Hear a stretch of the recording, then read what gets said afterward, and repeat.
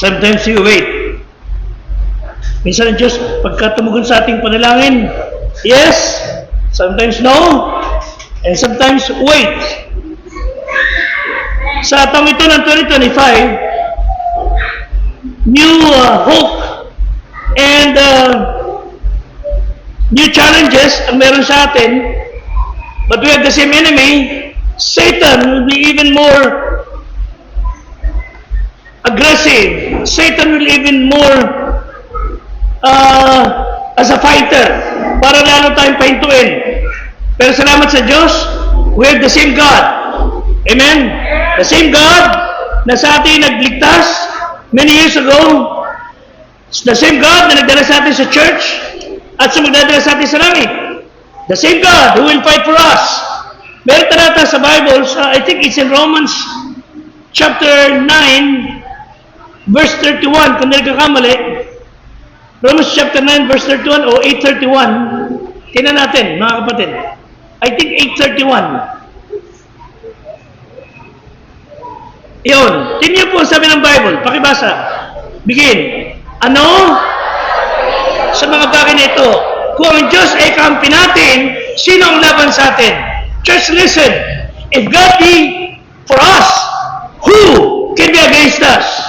Amen? Pag ang Diyos ang kakampi mo, sino makalalaban sa iyo? So, lagi kang sa panig ng Diyos.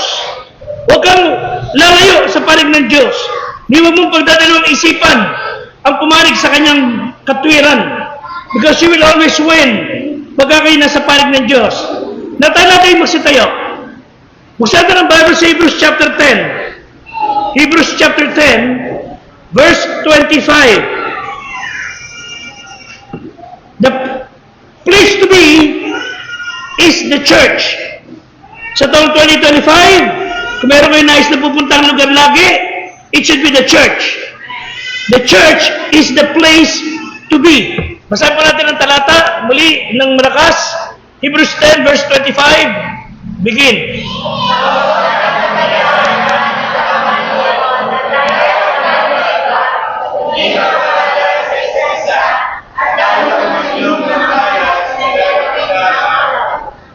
Salamat sa Panginoon sa kanyang salita. Tayo na tayo magsipo.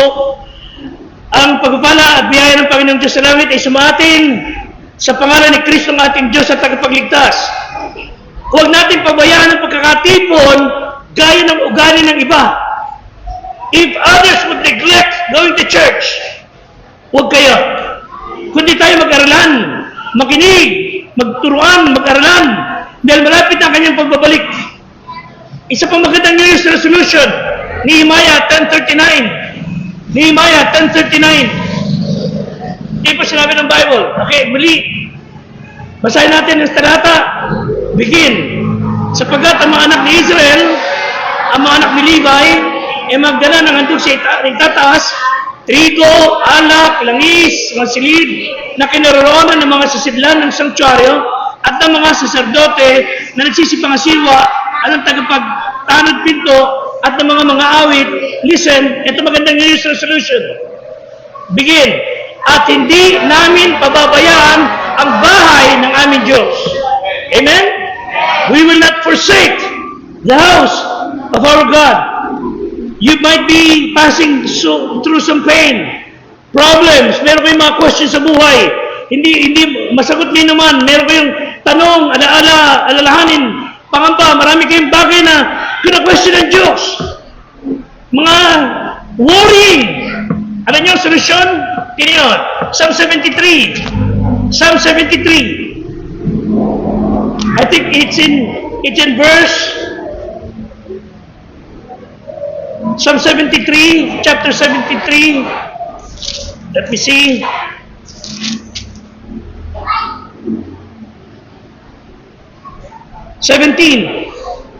Psalm 73, verse 17. Maraming alalahanin, maraming pangamba, maraming siliranin. Ano naging chapter 73, verse 17? Basa.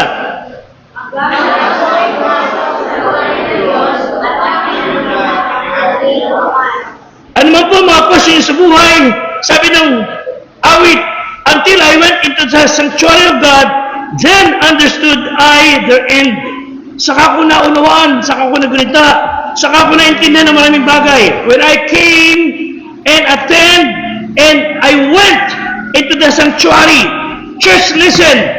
Church is the place to be. in 2025. Amen? Kung meron kang lugar na dapat pinapuntahan, huwag niyo iwanan ang ating iglesia. There are churches being started all over.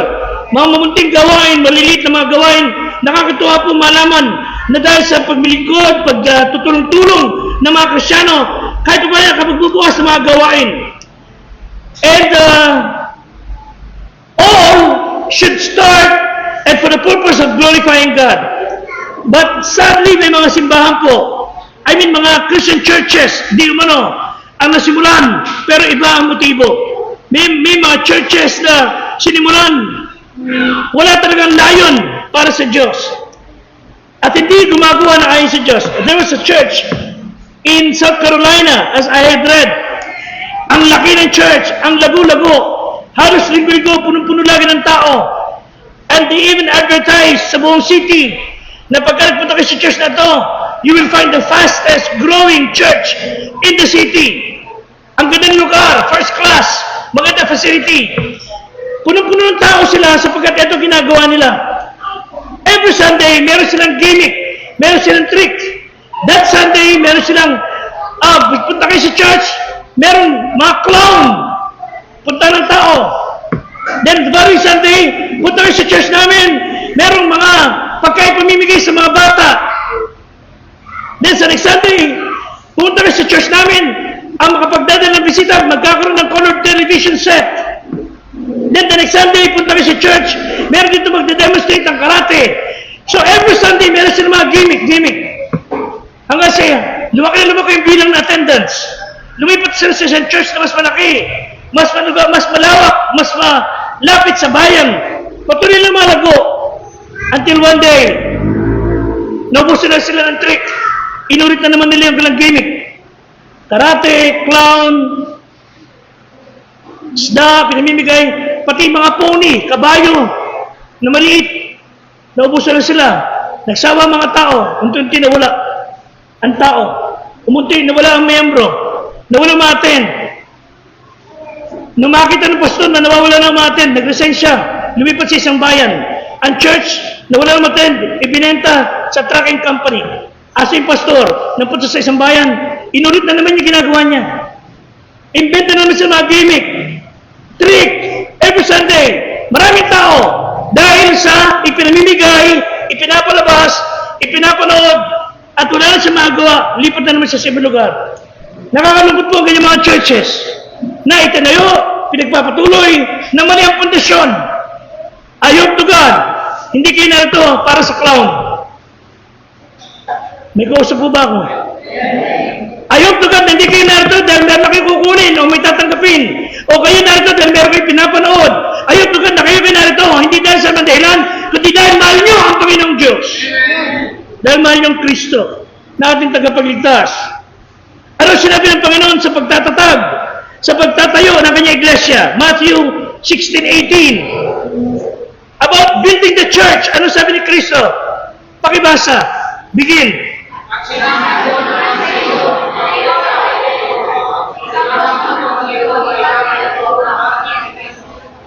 In building the church. Amen. In building the church, sabi ni Kristo, I will build my church. Hindi, you will build my church. He will build my church. They will build my church. No, ang church ni Kristo, siya magtatatag. Amen? Kaya po ang FBC, ang First Baptist Church, hindi tinatag ni naman. Sila, ang Diyos na naglagay ng lingkod niya rito, at yung lingkod niya, dumaan sa maraming pagsubok, muntik nang mag-quit. Hanggang sa nabasa ko yung 18 Gs ng mga gawa. Acts 18:10. Babalikan natin tarata na yan. Ang tagal na kinukumbinsin ng Diyos mag-stay, magpatuloy ka. Sabi ko na ako, ayoko na magkukwit, nagkakasakit ako. Wala akong kasama, iniwan ako ng mga kasama ko. Namamayat na ako rito. Wala akong makain. Hanggang sa pinakita sa akin ng Diyos yung talatang yan. Ano sabi ng Panginoon? Basa.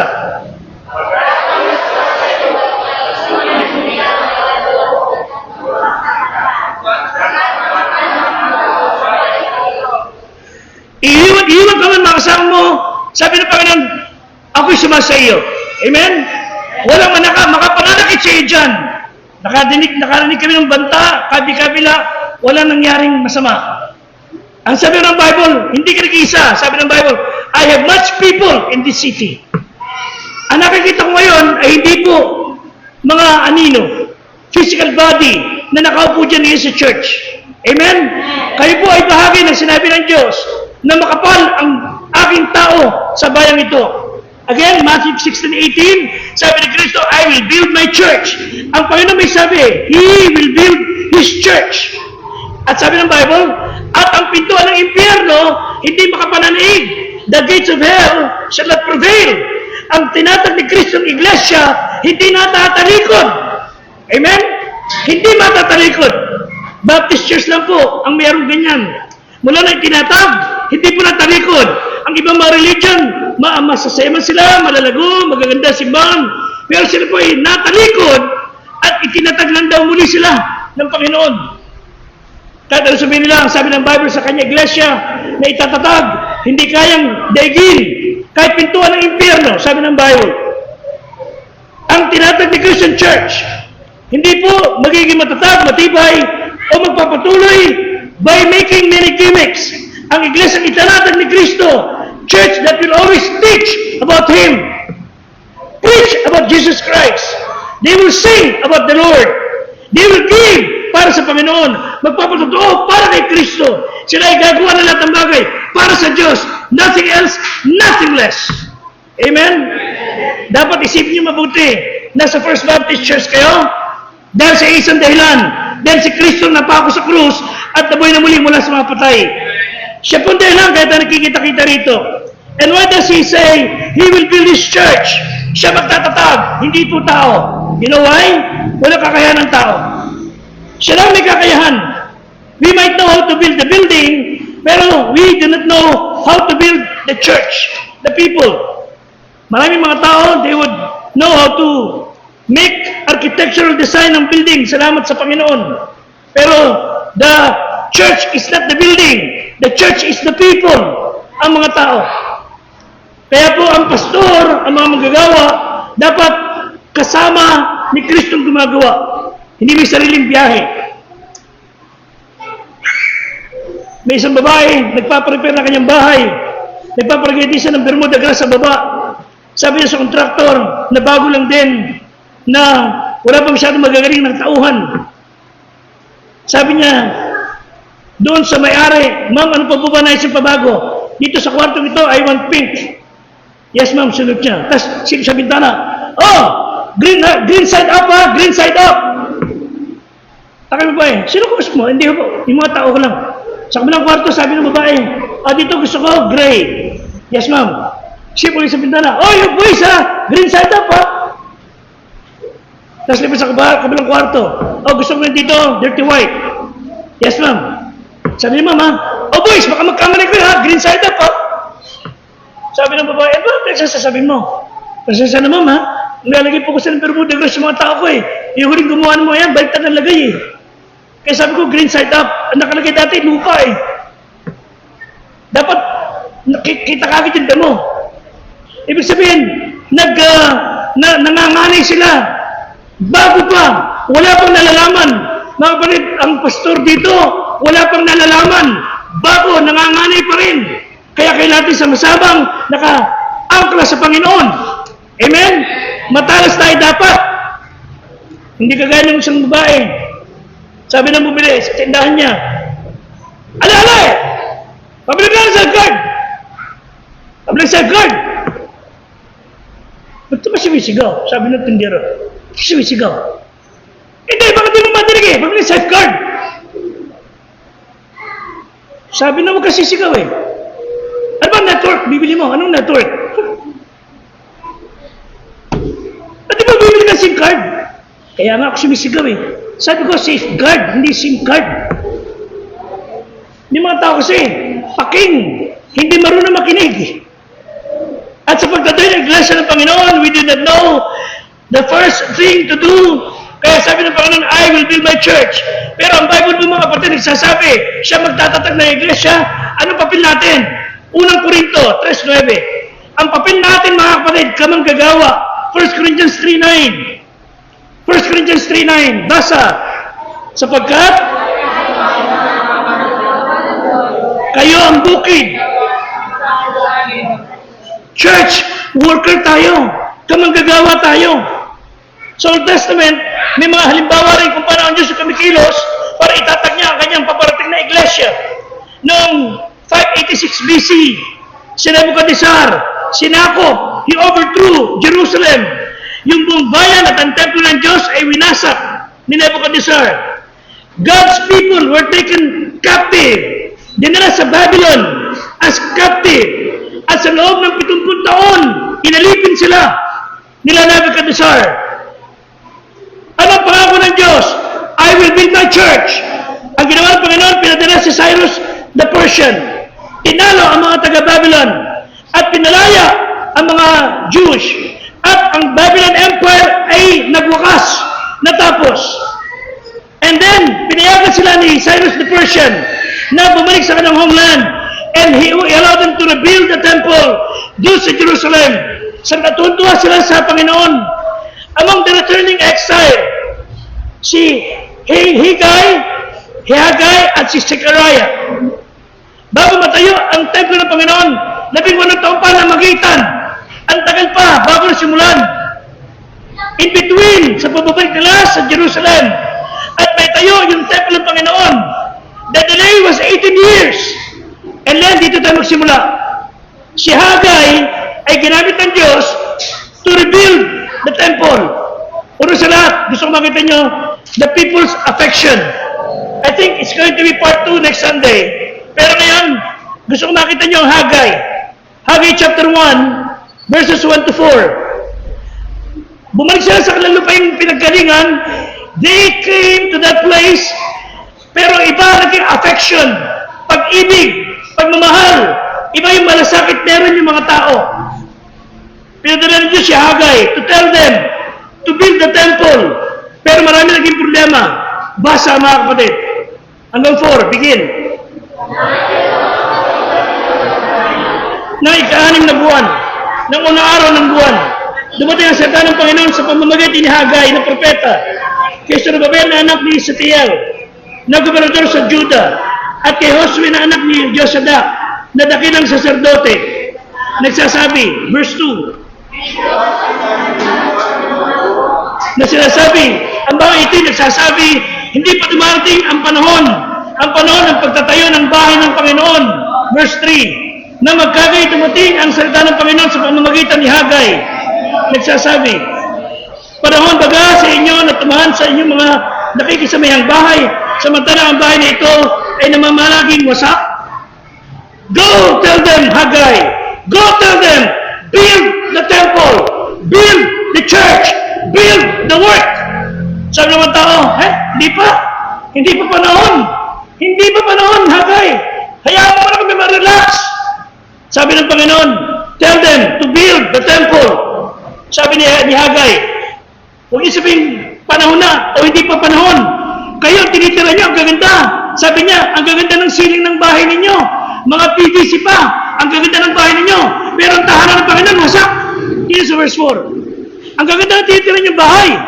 Pero ang bahay ng Diyos, namamalaging wasak. Kaya po mga kapatid, may kasabay tayo ingay. Kaya po mga kapatid, nakakahiya po na ang simbahan ito, ang pangit-pangit tingnan. Pag nakikita ng mga tao, yung ba simbahan niya, baptist, magkukulungan ng baboy. Hanggat ba nagsisikap na maging maganda ang pisikal, para maging maganda man lang ang tingin nila sa tahanan ng Diyos na hindi dugyot. Sabi ni Haggai, ang gaganda ng bahay ninyo, yung bahay ng Diyos, kumustahin nyo? Ginasusan nyo ng milyon yung bahay ninyo, pero yung bahay ng Diyos, ano nagay? Ano nagawa ninyo? And then yan, sasabihin nyo, hindi pa panahon? Sabi ni Haggai, gumising kayo. Dumating ang salita ng Panginoon kay Haggai.